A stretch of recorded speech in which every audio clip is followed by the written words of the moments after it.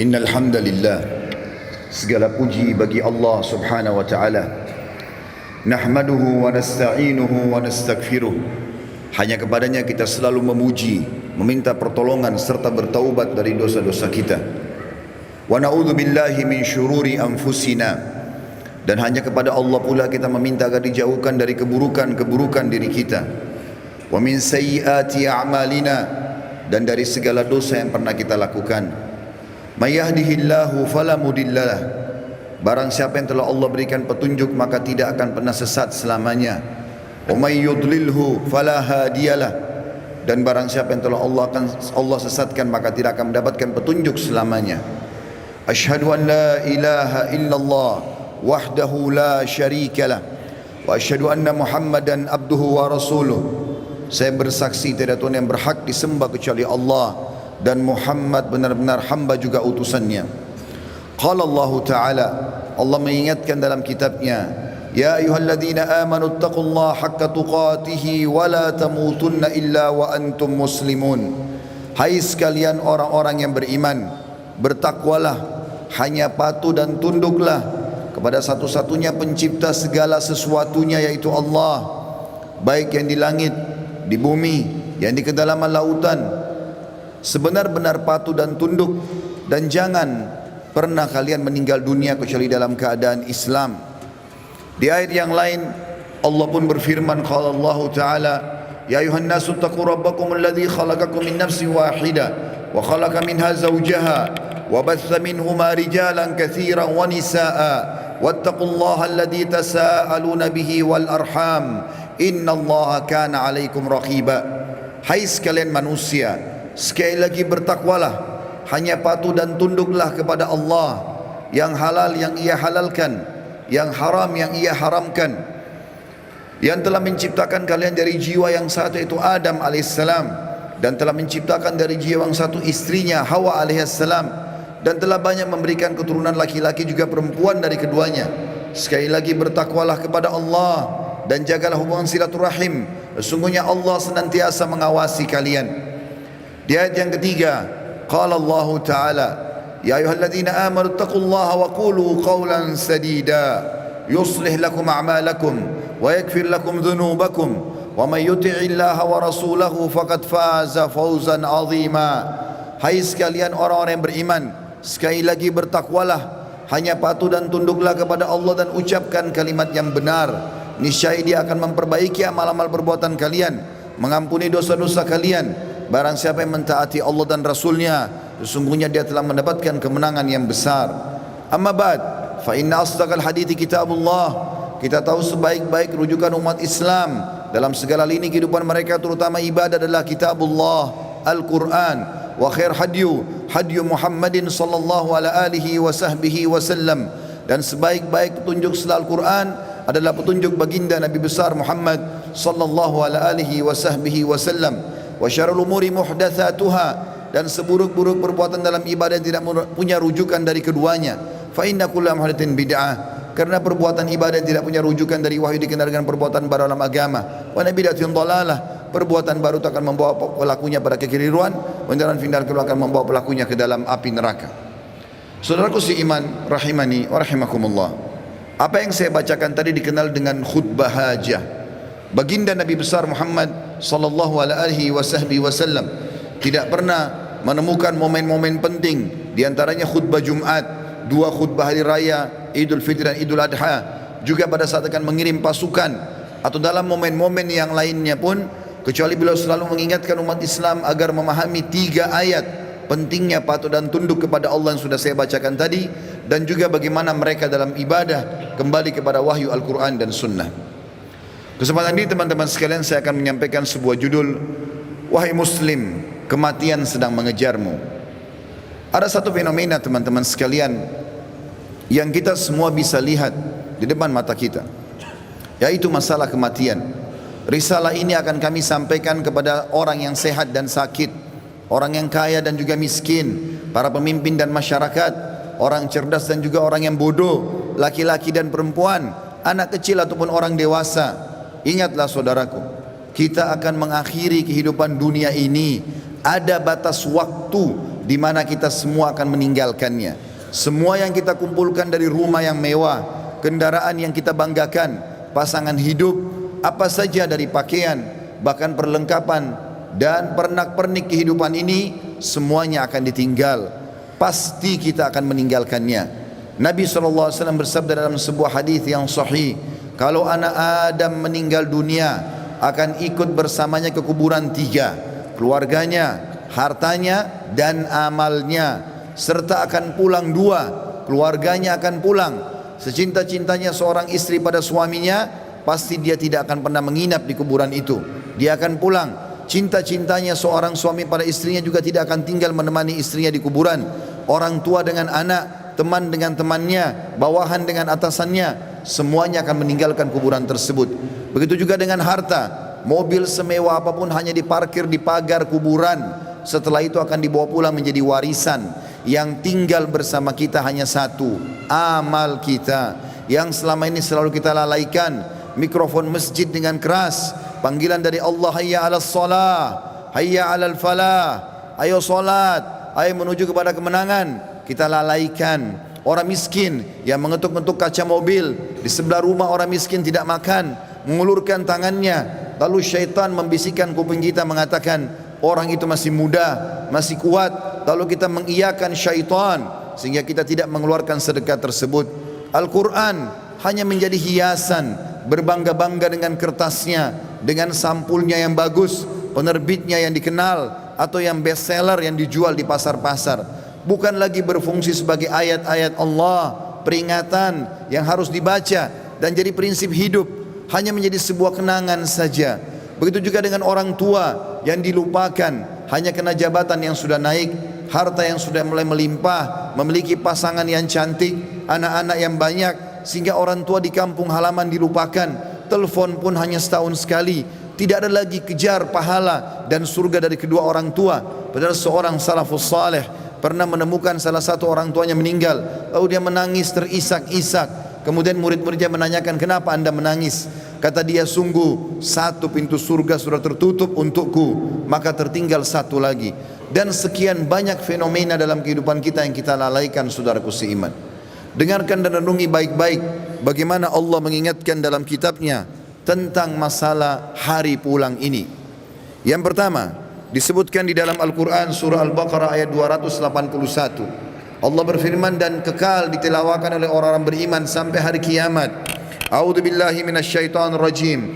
Wattaqu yawman turja'una fihi ila Allah, thumma tuwaffa kullu nafsin ma kasabat wa hum la yudhlamun. Takutlah kalian, persiapkanlah diri kalian, fikirkanlah baik-baik, masuk semua dalam makna wattaqu.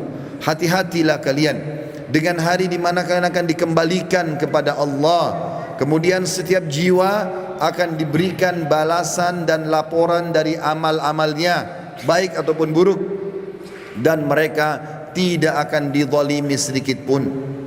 Kalau hari ini teman-teman kita melihat seseorang kerabat kita, teman sejawat kita, partner bisnis kita dibungkus dengan kain kafan dan meninggal, dan kita mengantar ke kuburan sebagaimana mungkin itu sudah pernah kita lakukan, maka satu waktu nanti kita yang akan diantar.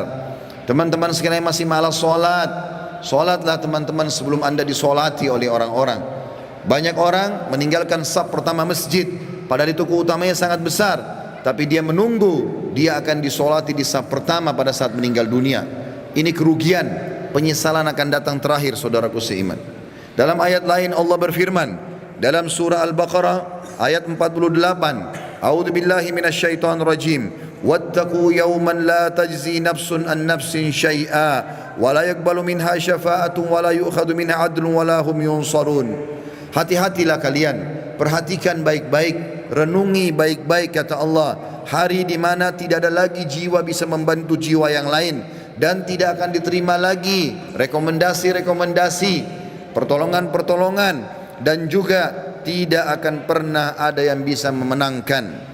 Di dalam ayat yang lain juga Allah mengingatkan surah Luqman, surah nomor 31 dalam Al-Quran ayat 33. A'udzu billahi minasyaitonir rajim. Ya ayyuhan nas, ya ayyuhan nas ittaqu rabbakum wakhshaw yawman la yajzi walidun an waladihi wala mauludun huwa jazin an walidihi syai'a inna wa'dallahi haqqo fala taghurrannakumul hayatud dunya wala yaghurrannakum billahil garur. Artinya, hai sekalian manusia, wahai manusia, Allah panggil. Dan saya ingatkan lagi di atas mimbar ini, Allah memanggil semua kita tanpa mengenal sukunya, bangsanya, jabatannya, status sosialnya, ataupun laki-laki dan perempuan, muda ataupun tua. Allah mengatakan, wahai manusia, takutlah kalian kepada Tuhan kalian dan khawatirlah terhadap hari di mana tidak akan ada lagi pertolongan, tidak ada orang tua bisa menolong anaknya, dan tidak lagi anak-anak bisa menolong orang tuanya. Sesungguhnya janji Allah pasti benar. Jangan kehidupan dunia melalaikan kalian, dan jangan sampai kalian terlalaikan. Allah subhanahu wa ta'ala mengingatkan di ayat yang lain, surah Al-Muzammil, surah nomor 39 ayat 17 sampai 19. Allah berfirman, a'udzubillahi minasyaitonir rajim. Fa kaifa tattaquna in kafartum yawman yaj'alul wildanu shiba. Bagaimana kalian bisa memungkiri hari di mana anak kecil pun bisa menjadi tua tiba-tiba? As-sama'u munfatirum bih, pada hari kiamat nanti maka langit-langit pun akan pecah. Kana wa'duhu maf'ula, dan itu janji Allah pasti akan terjadi. Inna hadhihi tadhkirah, ini adalah peringatan yang sangat bermanfaat. Faman syaa'a attakhadha ila rabbih sabila, siapa yang berakal maka dia segera mengambil jalan menuju ke Tuhannya. Saudaraku seiman, ada seorang soleh dulu kaya raya di zaman tabi'in di Irak. Dia lagi duduk di kebun kurmanya. Orang ini kebetulan sering ibadah, rajin sekali ibadah. Satu waktu dia pernah lalai beribadah. Ada beberapa waktu dari amal-amal sunnah yang dia tinggalkan, bukan amal wajib. Lalu kemudian di kebun kurmanya dia duduk, dan seringkali dalam beberapa hari di mana dia lalai itu, dia menguruh pegawainya memetik kurma-kurma yang masih segar, ditaruh di depannya, lalu dia menyuruh semuanya bubar untuk dia nikmati sendiri kurma itu.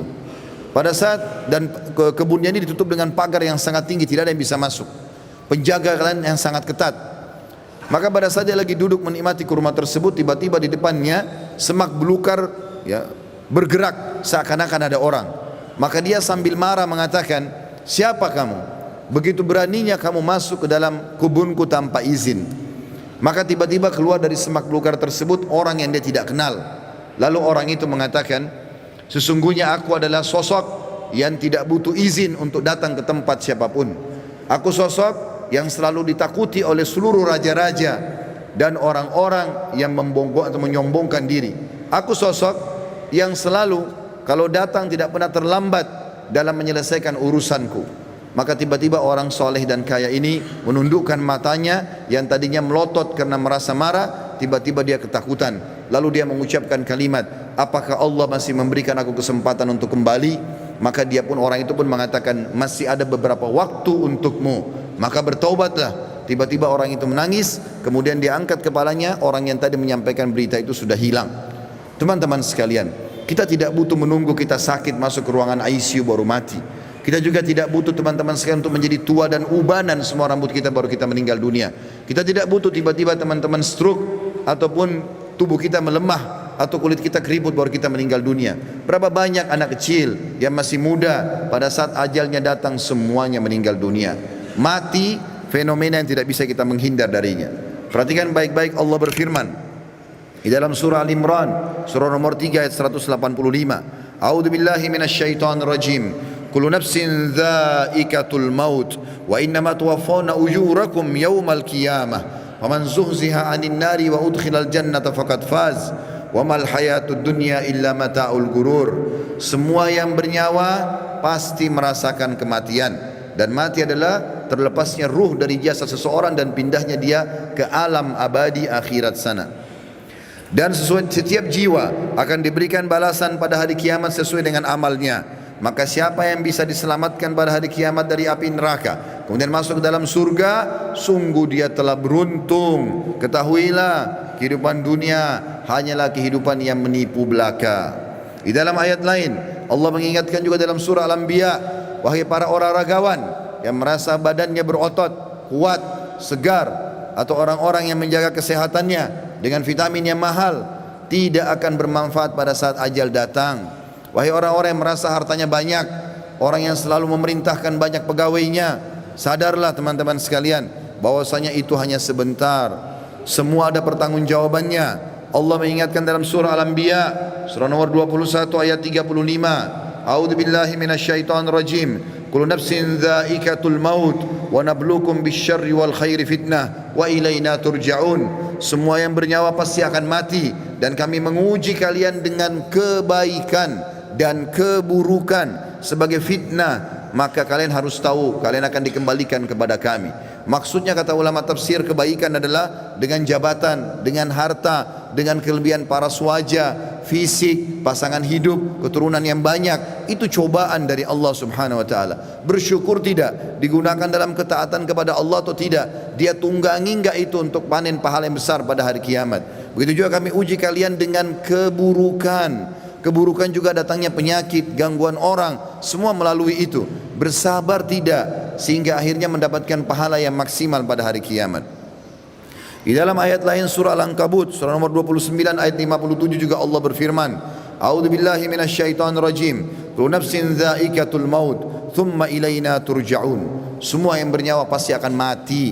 Sekuat apapun dia, sehebat apapun dia sembunyikan dirinya dalam sebuah bangunan yang besar, pasti dia akan mati dan akan dikembalikan kepada kami. Di dalam ayat lain Allah lebih jelas lagi menekankan masalah itu dalam surah An-Nisa.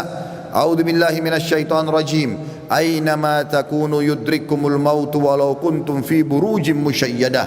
Dimanapun kalian sembunyi, pasti mati akan datang kepada kalian, walaupun kalian sembunyi di dalam bangunan yang sangat kokoh. Dan terakhir ayatnya adalah Allah SWT mengingatkan dalam surah Jum'ah, ayat yang sudah sangat masyhur, surah nomor 62 ayat 8. A'udzu billahi minasyaitonir rajim. Qul innal mautal ladzi tafirruna minhu fa innahu mulaqikum.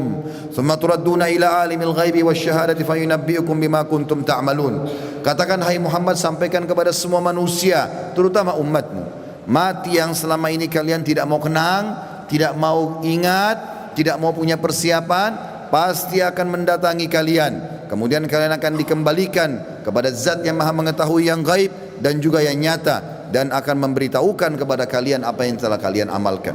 Saudaraku seiman, ingat, ruangan ICU di rumah sakit hanya 2 atau 3, dan orang yang sedang berobat di rumah sakit lebih sedikit jumlahnya daripada orang yang berjalan di sebelah rumah sakit. Di pinggir jalan lebih banyak, artinya lebih banyak orang meninggal yang tidak sakit.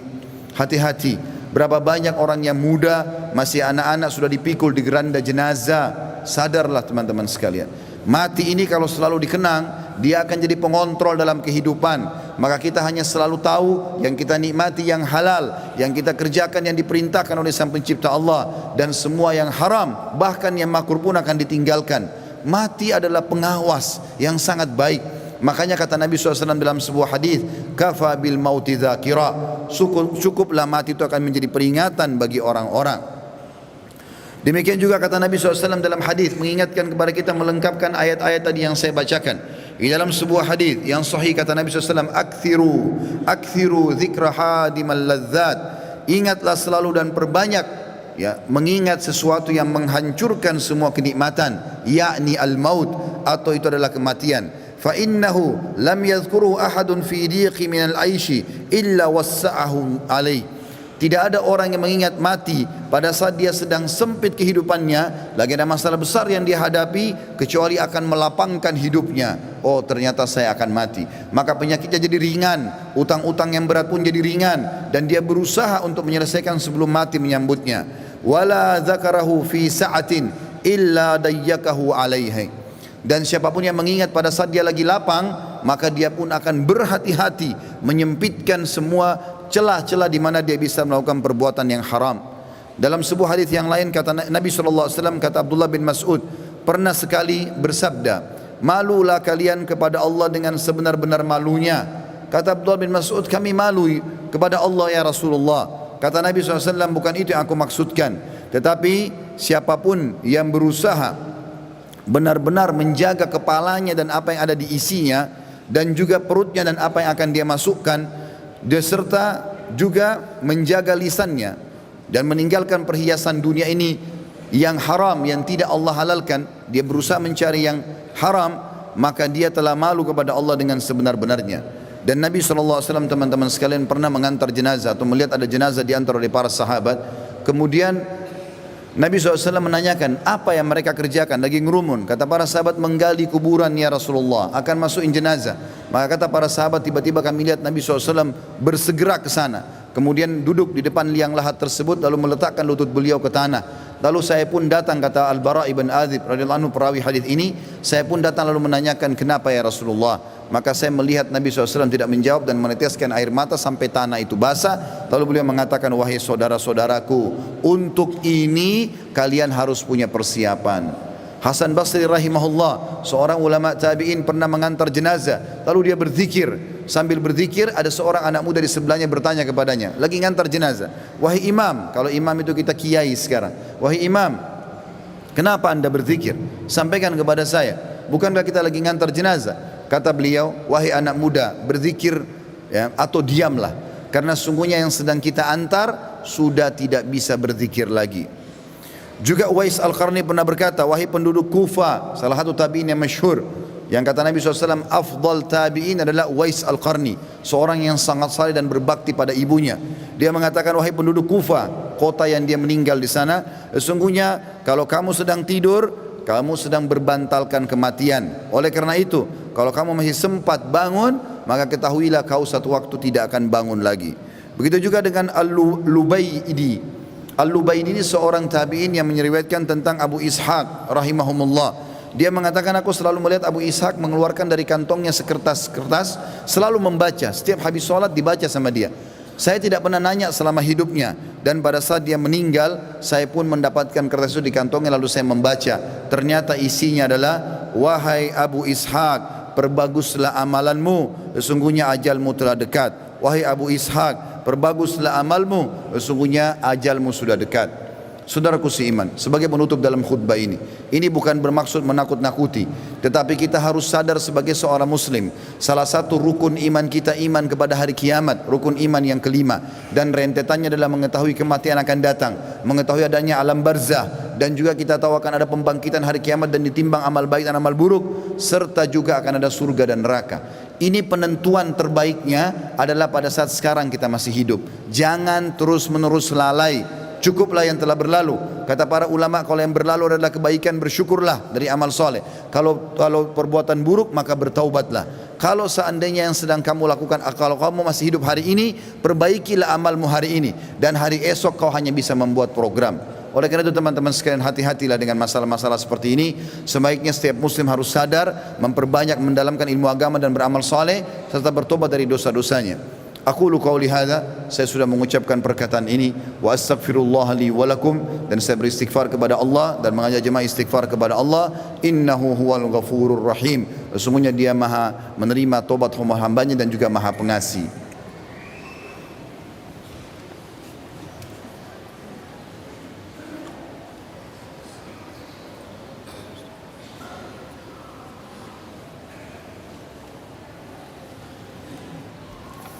Alhamdulillah wassalatu wassalamu ala rasulillah. Segala puji bagi Allah subhanahu wa ta'ala, juga salawat dan taslim kepada Nabi besar Muhammad sallallahu alaihi wasallam. Sebelum berdoa teman-teman sekalian, Uthman bin Affan radhiyallahu anhu, di masa akhir hidup beliau, Uthman bin Affan tidak ada seorang muslim pun mungkin yang tidak mengenalnya, anak mantu Nabi sallallahu alaihi wasallam dan dijamin baginya surga. Pernah membaca ayat tentang kuburan, hatta zurtumul maqabir. Kemudian beliau menangis, meneteskan air mata sampai pipinya semua basah, jenggotnya basah, dan Qur'annya pun yang dia pakai baca basah. Sampai karena tidak tahan lagi dia pingsan. Istrinya datang membangunkan, tidak bisa bangun. Lalu istrinya memanggil beberapa sahabat yang masih hidup waktu itu, kemudian mengatakan, coba lihat Uthman. Mereka pun datang membangunkan, tidak bangun. Sampai dipercikan air berulang kali, barulah Uthman bangun. Lalu ditanya oleh beberapa sahabat, wahai Uthman, kenapa anda sampai pingsan baca Al-Quran? Kata dia, saya membaca ayat tentang kuburan, maka saya pun ketakutan. Maka kata orang-orang di sekitarnya, apakah kamu takut sementara kamu ini siapa? Anak mantu Nabi SAW, dapat jaminan surga, dan sudah banyak sekali hadis-hadis yang merupakan keutamaan kamu. Maka Uthman mengatakan, betul yang kalian ucapkan, Nabi SAW menjamin bagiku surga, tapi Nabi SAW tidak menjamin bagiku kuburan. Mungkin aku disiksa dulu, kemudian baru aku menuju ke sana. Oleh karena itu teman-teman sekalian, tidak ada jaminan bagi seseorang kalau dia akan selamat, dan yang akan menyelamatkan dia hanya diri dia sendiri. Makin ikhlas, makin banyak amal, maka makin selamatlah dia. Ada hadis Nabi SAW tentang hari Jumat, dua buah hadis yang memerintahkan kita untuk berdoa. Yang pertama teman-teman sekalian adalah hadis riwayat Imam Muslim. Kata Nabi SAW, hari Jumat ada waktu pasti diterima doa. Dan itu kata Nabi SAW, kejarlah pada saat imam atau khatib sedang duduk di khutbah kedua sampai diiqamahkan solat. Makanya semua khatib-khatib di mimbar kaum muslimin pasti berdoa di khutbah kedua, karena tahu itu waktu mustajab. Dalam hadis yang lain riwayat An-Nasa'i, kata Nabi SAW, Jumat 12 waktu, dari subuh sampai maghrib. Tidak ada seorang muslim yang berdoa di 12 waktu itu kecuali diijabah oleh Allah, dan perbanyak doa selepas asar sampai terbenam matahari.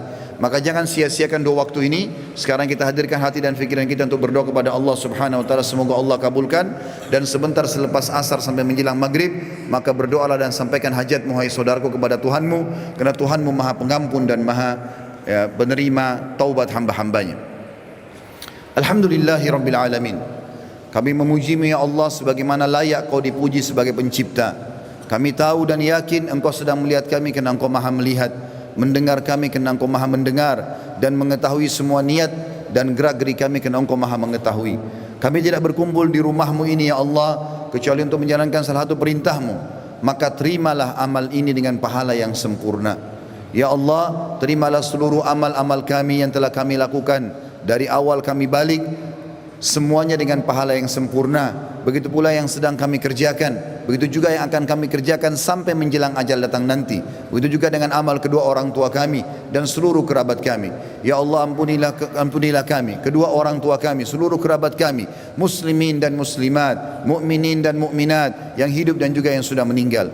Ya Allah, kami mohon kepadamu agar Engkau menjadikan negeri kami Indonesia negara yang aman, tentram, damai. Seluruh umat Islam di bawah naungan ukhuwah Islamiyah, diangkat perselisihan di antara mereka, dan dalam ibadah mereka kembali kepada wahyu Al-Quran dan Sunnah. Dan karuniakan kami ya Allah pemimpin-pemimpin muslim yang adil, yang kembali kepada Al-Quran dan Sunnah, meninggikan agamamu ya Allah, dan menyebarkan keadilan serta kemakmuran di tengah-tengah masyarakat. Lunasilah utang negeri ini, dan jadikanlah negeri kami negeri yang makmur, tentram, dan menjadi contoh bagi negara-negara yang lain. Dan kami mohon kepadamu ya Allah agar Engkau menolong saudara kami di Palestina, di Syria, di Yaman, di Irak, di Myanmar, di Ahsa, dimanapun mereka berada sedang tertindas. Ikhlaskan niat mereka, terima para syuhada mereka, mulakan Islam di tangan mereka dan tangan kami semua, serta ikut sertakan kami bersama mereka di pahala, baik dengan doa, dengan harta, juga dengan jiwa kami. Dan ya Allah, satukanlah kami semua yang hadir di majlis ini di Jumat yang mulia ini di surga Firdaus tanpa hisab. Wa sallallahu nabiyana Muhammadin walhamdulillahi rabbil alamin. Inna Allah ya'muru bil adli wal ihsan. Ketahuilah saudaraku seiman, Allah selalu menyuruh kita berbuat kebaikan dan keadilan. Wa yanha 'anil fahsya'i wal munkari wal baghi. Allah larang perbuatan mungkar, keji dan maksiat. Ya'idzukum la'allakum tadhakkarun. Itu peringatan dari Allah, jadikan sebagai pegangan hidup kalian. Fadhkurullahal azima yadhkurkum. Ingat selalu Allah, Allah akan ingat kepada kalian. Washkuruhu ala ni'ami yazidkum. Syukuri nikmatnya, dia pasti akan tambah. Wala dzikrullahi akbar. Mengingat Allah ada amal yang paling besar. Wa aqimis shalah, dan dirikanlah salat.